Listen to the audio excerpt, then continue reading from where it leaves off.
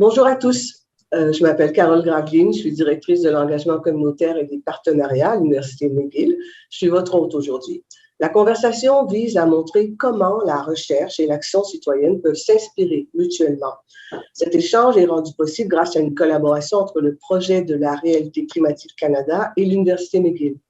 Aujourd'hui, nous recevons Patrick Rondeau de la Fédération des travailleurs et travailleuses du Québec et Stéphanie Leclerc de l'Université McGill. Ensemble, ils vont discuter du concept de la défense et de la protection de l'environnement, mais aussi du concept de transition juste. Le projet de la Réalité climatique Canada vise à mobiliser les citoyens afin qu'ils recueillent des données à partir de différents indicateurs et par la suite, ils les utilisent pour faire pression sur les municipalités pour qu'elles travaillent à la réalisation des objectifs de durabilité fixés par l'ONU. L'Université McGill compte plus de 200 professeurs et chercheurs dans 35 départements qui sont tous engagés dans la recherche sur le développement durable. Il y a plus d'une centaine de groupes et de clubs d'étudiants à McGill qui sont aussi axés sur le développement durable. Nous tenons à souligner que le bureau de Projet Réalité climatique Canada et l'Université McGill sont situés sur des terres qui ont longtemps servi de lieu de rencontre et d'échange entre les peuples autochtones, notamment les nations Haudéchounabé et Anishinaabe. Nous reconnaissons et respectons ces nations en tant que gardiennes traditionnelles des terres et des eaux sur lesquelles nous tenons notre réunion aujourd'hui. J'aimerais maintenant souhaiter la bienvenue à notre première invitée, Stéphanie Leclerc, et je vous invite à vous présenter. Bonjour, merci beaucoup pour l'invitation. Je suis la gestionnaire de programme en approvisionnement responsable à l'Université McGill. Je suis aussi doctorante en politique environnementale et j'enseigne l'écologie industrielle et systèmes à la faculté d'ingénierie. Patrick, de votre côté, vous vous présentez? Oui, bonjour et merci beaucoup pour l'invitation. Patrick Rondeau, je suis effectivement conseiller syndical à la Fédération des travailleurs et travailleuses du Québec, donc dans le mouvement syndical depuis maintenant 22 ans. Et je m'occupe du dossier environnement et transition juste à la FTQ depuis maintenant une dizaine d'années, spécifiquement à temps plein depuis 2019. Alors, tous les deux, on s'est déjà parlé. Je sais que vous vous êtes engagés quand même depuis très longtemps dans la défense et la protection de l'environnement. J'aimerais que vous me disiez quels ont été les points tournants dans ce parcours, je dirais, du combattant. Patrick. Ben, je dirais que le premier point tournant est probablement la naissance de ma fille, il y a maintenant 22 ans. Donc, au début de mon militantisme syndical, en voulant lui léguer probablement un monde meilleur, un monde où elle peut s'épanouir, où elle est bien. Donc, c'est sûr que ça marque. Et naturellement, en 2000, les changements climatiques étaient peut-être pas autant d'actualité qu'aujourd'hui, mais quand même. Et dans mon parcours syndical, je me souviens d'avoir travaillé fort pour essayer de sensibiliser, en fait, mes collègues au changement climatique et de faire un lien avec le monde du travail. Et je dirais que l'autre point tournant qui était important, c'est probablement au tournant des années 2010 où durant un congrès de la FTQ, qui est notre instance décisionnelle à la Fédération, j'avais déposé une résolution assez ambitieuse sur les changements climatiques et j'avais été désagréablement surpris de voir à quel point les gens ne sont pas là. On opposait encore l'environnement et l'emploi plutôt assez systématiquement et il était difficile d'avoir ce dialogue-là à l'intérieur même des rangs syndicaux et je vous dirais que le travail s'est poursuivi jusqu'en 2015 où là, le grand changement était la COP 21. Où la FTQ était présente et où, par l'avènement du concept de transition juste, mais un concept qui existait depuis longtemps, mais entériné par l'Organisation internationale du travail en 2015, on a pu voir une lueur d'espoir. Donc, au-delà de l'antagonisme emploi et environnement, ben on voyait, non, il y a moyen de conjuguer les deux et de se mobiliser et d'en faire une solution mobilisatrice pour que les gens puissent se mettre en marche à partir de qui ils sont pour pouvoir amener des changements. Et ça a été un point tournant important et ça a changé. En fait, on a senti que le vent a changé à partir de là à la FTQ jusqu'à aujourd'hui. Et je vous dirais qu'aujourd'hui, ben, c'est le point tournant, c'est de voir à quel point cet enjeu-là a pris de l'importance et de constater que dans les rangs de la FTQ, vous savez, la FTQ est une fédération de syndicats indépendants. Maintenant, la plupart de nos grands syndicats ont tous des positions sur l'environnement et la transition juste. Donc ça, c'est un acquis qui est très important. Wow, OK. Stéphanie, les points tournants dans votre parcours? Oui, il y a des points tournants, mais je pense qu'il y a aussi beaucoup de continuité. je me suis souvenue récemment que toute petite, je m'étais un peu fait gronder par des enseignants au primaire parce que j'essayais de sensibiliser mes collègues, mes camarades de classe au fait que il y a de la déforestation dans tel pays ou la chasse à la baleine dans tel autre pays, puis ça troublait certains enfants. Puis je me souviens aussi que j'ai grandi à Sherbrooke. Et puis, quand la ville a décidé de mettre en place le recyclage, je me suis portée volontaire pour aller faire la distribution des bacs de recyclage. Moi, je devais avoir 10 ans, là, peut-être. Puis je me souviens encore, je faisais le porte-à-porte, j'expliquais aux gens comment ça allait fonctionner, c'était quoi les avantages et tout. Donc, tôt dans ma carrière, j'ai travaillé au ministère de l'Environnement. Pour moi, ça a été quelque chose de marquant. Ensuite, j'ai eu une pause, moi. J'ai été maman à la maison pendant quelques années. On a habité en Asie, en famille. Puis en revenant au Québec, je me suis dit, OK, moi, je veux vraiment retourner à l'école. Donc, je suis allée à HEC Montréal pour faire un DESS en gestion et développement durable. Et puis, depuis ce temps-là, toute ma carrière porte sur la responsabilité des entreprises, l'approvisionnement responsable. Ça fait 10 ans maintenant que je fais l'approvisionnement responsable à McGill. On n'y pense pas toujours, mais McGill, par exemple, ou des grandes institutions, c'est des millions et des millions de dollars, des centaines de millions dans notre cas d'achat de biens et services à chaque année.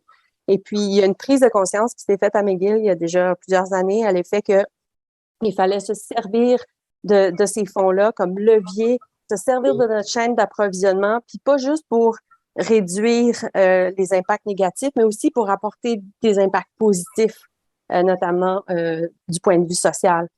Donc, oui, ben là, ça fait plusieurs années que je fais ça. OK. Là, il y a des mots qui reviennent. Transition juste, 2 mots importants. J'aimerais ça que vous me donniez votre définition. Qu'est-ce que ça veut dire, transition juste? Patrick.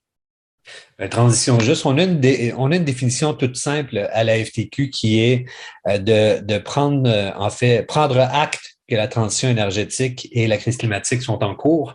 Et si nous voulons que cette transition-là soit juste, elle doit inclure ceux et celles qui en subissent les impacts. Donc, essentiellement, c'est la définition très courte que nous en faisons, mais elle repose essentiellement sur ce concept-là qui est consacré, qui a été adopté par l'Organisation internationale du travail en 2015 après des travaux qui ont débuté en 2013, mais qui existent depuis les années 60 aux États-Unis et qui a été longtemps porté par le mouvement syndical. Donc, c'est un concept qui dit que nous devons laisser personne derrière et qu'il doit s'articuler autour de l'agenda du travail décent, notamment sur le dialogue social, sur la protection sociale, sur le droit de l'emploi et le droit du travail. Donc, 4 axes importants, ce qui signifie concrètement que nous devons à tout prix décarboner notre économie en incluant en fait les milieux de travail, les communautés, tout en tenant compte des questions d'équité, notamment de genre et de territoire sur lesquels nous adressons cette transition-là et qui se veut une transition transformatrice. Ça signifie que ce n'est pas simplement comme se déplacer de A à B sans rien changer entre les deux, mais plutôt de se déplacer de A pour transformer A vers B. Donc, et avoir une économie qui est différente, plus résiliente, plus verte à la fin et qui a un visage beaucoup plus social. Donc, la transition juste inclut tous ces principes-là. C'est énorme. C'est énorme. C'est un grand chantier, mais c'est un chantier qui est très stimulant quand on y pense de cette façon-là, au lieu de faire face au fatalisme des changements climatiques et se dire, il est trop tard, les gouvernements ne font rien. Quand on réussit à mobiliser les milieux de travail et les communautés vers le changement et qui sont plus acteurs que spectateurs du changement, ça devient drôlement mobilisant, par contre. OK. Stéphanie?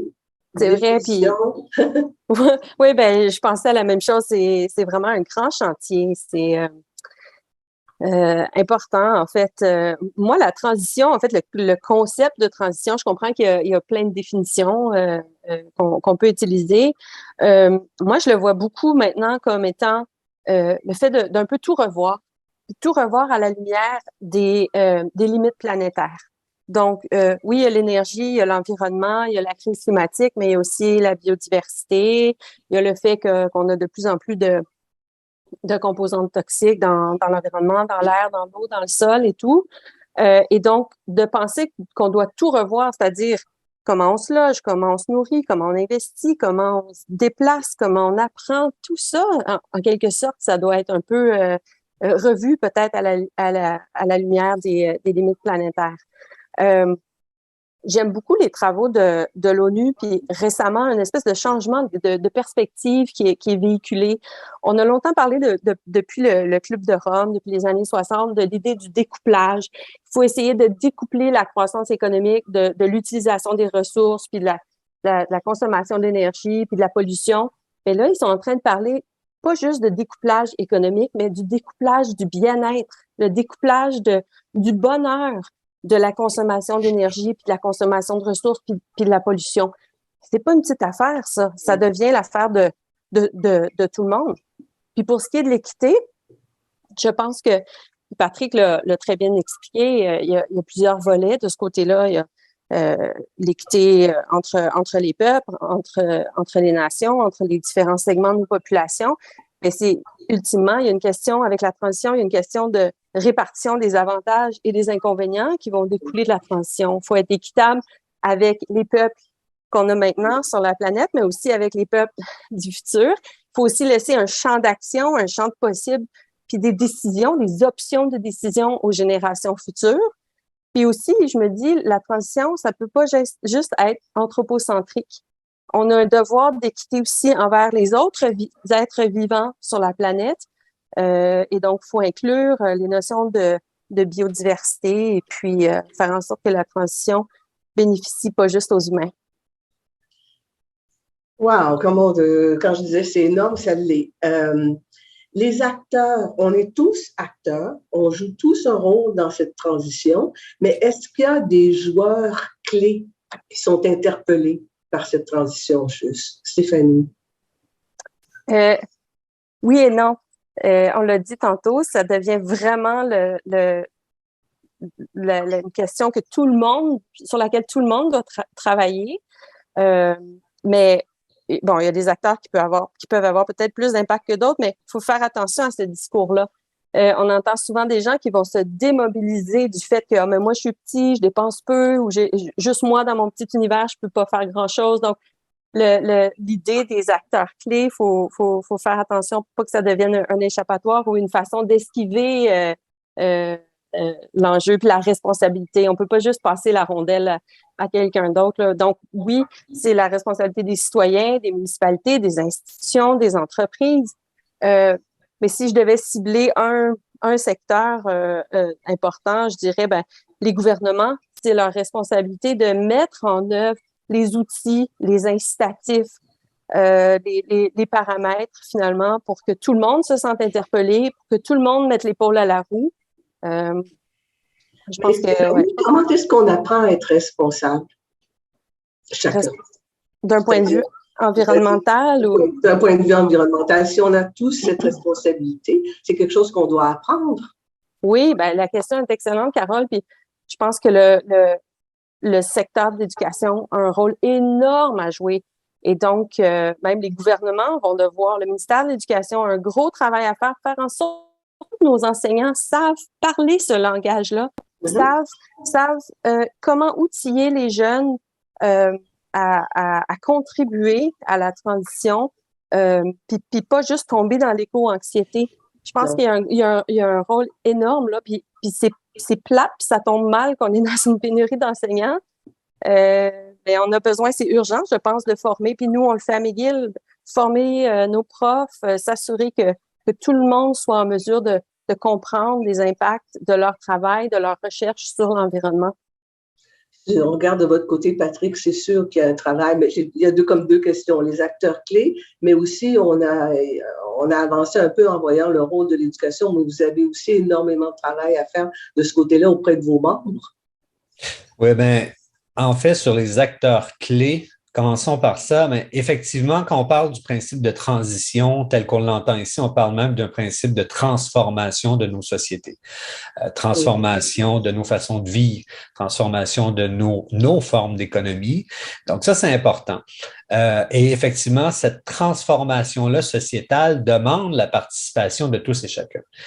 Et cette mobilisation-là, elle est importante et même essentielle. Et elle est même, vous savez, dans le 3e rapport sur les solutions du GIEC, du groupe intersyndical, beau lapsus, du groupe intergouvernemental sur les changements climatiques de l'ONU.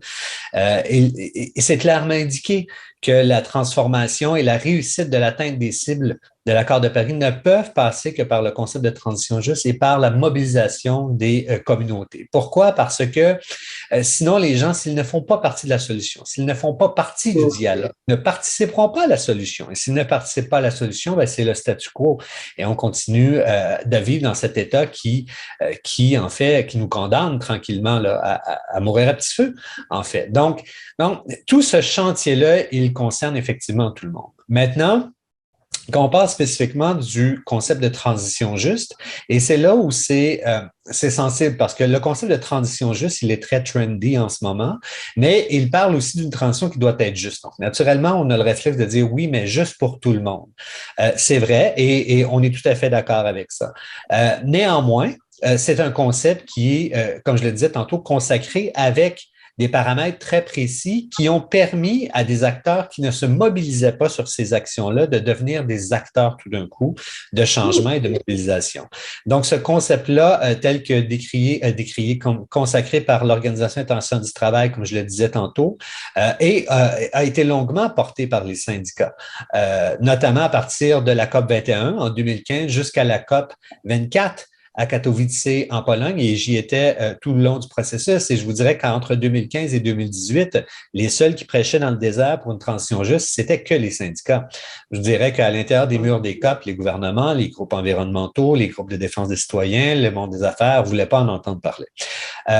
Parce que c'était abstrait, parce que, bon, on ne sait pas. Et du moment où la présidence polonaise de la COP 24 a ouvert la COP avec une déclaration sur la solidarité et la transition juste, hop, c'est devenu trendy. Donc, et des fois, on a l'impression que les syndicats veulent garder, en fait, le concept pour eux. Or, ce n'est pas ça. Je dirais, c'est plutôt, comme je le disais tantôt, une niche qui permette d'adresser la question de la transformation de l'économie des milieux de travail, de mobiliser les travailleurs et travailleuses. Et ça, c'est précieux.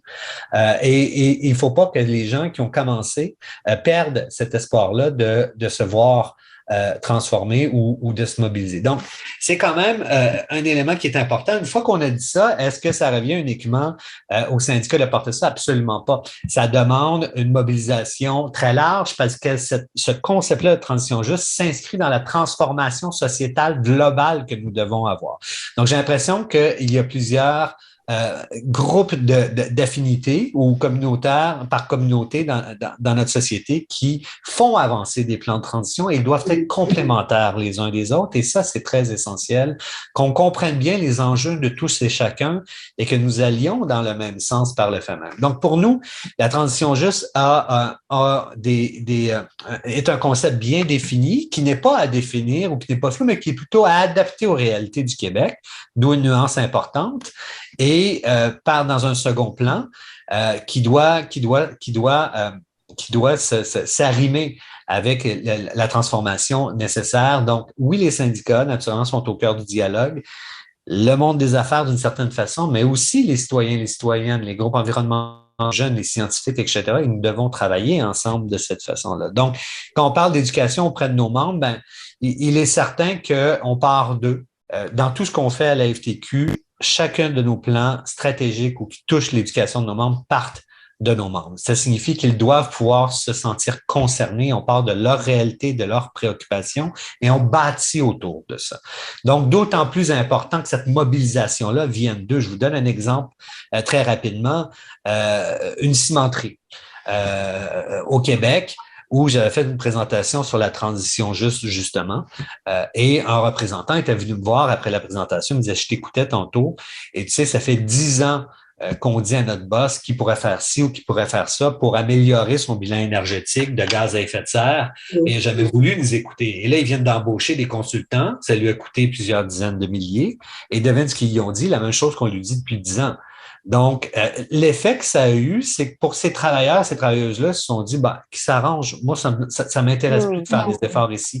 Tandis qu'à l'inverse, si on était parti d'eux, ils feraient partie de la solution et ils seraient mobilisés vers le changement. Donc, c'est là où, quand on part d'eux et d'elles, on arrive à les mobiliser et là, il y a une force tranquille, mais une certaine vague de fond qui s'installe tranquillement et qui nous permettent d'adresser le changement.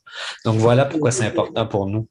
Patrick, je vais embarquer là-dessus, oui, parce que je trouve ça tellement important, l'exemple de la cimenterie. En fait, on voit ça dans la théorie des systèmes, il y a de la sagesse à l'intérieur des systèmes et que souvent, pour les transformer, il faut aller chercher cette sagesse-là. Nous, on a ça on a une stratégie de circularité à McGill pour tout revoir les flux de matière à partir des différentes catégories d'actifs.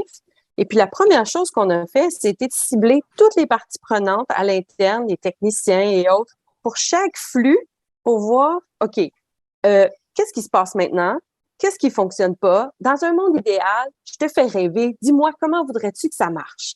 Puis là, on essaie de voir ensemble, on a une espèce de grosse mobilisation, puis on arrive avec des flux plus comme, je dirais, idéalisés ou optimisés. Et puis, on essaie après de mettre ça en œuvre avec des politiques, avec des processus internes et tout. Fait que, absolument, je pense que la transition, comme on le disait, ça doit impliquer tout le monde, à fortiori dans les entreprises. Il y a je pense tout le temps wisdom, là, ça m'arrive de penser en anglais, pardon, mais il y a de la sagesse sur le terrain, puis ça, c'est Donella Meadows même qui le disait dans son livre sur la pensée systémique. C'est très important d'aller chercher ça. Je pense qu'il y a des gains rapides à aller chercher quand on fait ça. En fait, on termine en se disant qu'il y a de l'espoir. Puis juste le mot de la fin pour chacun, le plus important, ce serait quoi? Vous avez, mettons, 20 secondes pour me dire le mot de la fin. Quand on parle de transition juste, ce serait quoi l'espoir? Stéphanie? Hey, je dirais vite chercher là, les points multiplicateurs. Donc, les jeunes, le système alimentaire, les achats publics, les marchés publics, c'est tous des réseaux où un peu d'effort, ça va avoir beaucoup d'impact. Je pense que c'est ça qu'il faut faire. Patrick? Moi, je le vois souvent comme une image qui est une vague de fond. En fait, vous savez, une vague de fond, il n'y a rien qui l'arrête quand elle est bien partie. Bon, elle peut être dévastatrice naturellement, mais si on reprend cette image-là, elle est importante parce que si on essaie des petites actions isolées, ça fonctionne pas. Mais du moment où on réussit à mobiliser les gens, dans le sens où les mettre en marche, dans le sens de les rendre acteurs et non spectateurs de ce qui leur arrive, il y a quelque chose qui s'éveille. Ils ont envie de faire partie de ce changement-là. Et c'est ça qui donne espoir. Et de toute façon, on n'a pas le choix d'avoir cet espoir-là et d'être tous ensemble dans le même grand bateau sur cette vague de fond. Merci à vous deux. Merci infiniment. Alors, j'espère que nos auditeurs vont apprécier d'en connaître davantage sur la transition juste. Et de chaque côté, si vous voulez en savoir davantage sur les indicateurs de durabilité, ceux pour lesquels on peut se mobiliser, justement, alors, je vous invite à aller découvrir la Ligue nationale du climat. Le site Internet, c'est réalitéclimatique en un seul mot.ca/NCL. Et pour en savoir plus sur les activités des chercheurs et des étudiants de McGill en matière de durabilité, visitez les sites mcgill.ca/MSSI ou alors mcgill.ca Sustainability. Merci encore. Merci à vous.